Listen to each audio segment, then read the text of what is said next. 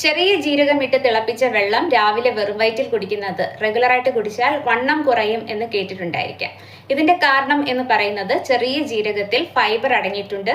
ഇത് മെറ്റബോളിസം പ്രോപ്പറായിട്ട് നടക്കാൻ സഹായിക്കുകയും അതുവഴി വിശപ്പ് കുറയ്ക്കുകയും ഫാറ്റ് ലോസ് ഉണ്ടാക്കുകയും അതുവഴി വണ്ണം കുറയ്ക്കാനും സഹായിക്കും.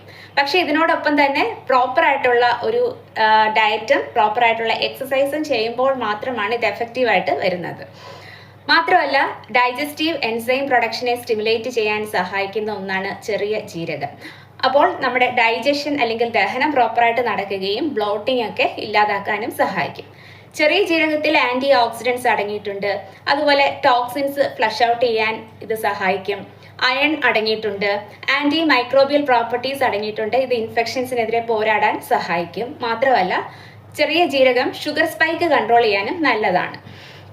ഇതിനായിട്ട് 1 ടീസ്പൂൺ കഴുകി വൃത്തിയാക്കിയ ചെറിയ ജീരകം 2 ഗ്ലാസ് വെള്ളത്തിൽ ഇട്ട് തിളപ്പിച്ച് പറ്റിച്ച് 1 ഗ്ലാസ് ആക്കുക. ഇത് തലേദിവസം രാത്രിയിൽ ഇങ്ങനെ ചെയ്തു വെക്കുക. പിറ്റേ ദിവസം രാവിലെ ചെറുതായിട്ടൊന്ന് ചൂടാക്കി ചെറിയ ലൂക്ക് വാം ആക്കി ആ വെള്ളം കുടിക്കാവുന്നതാണ്.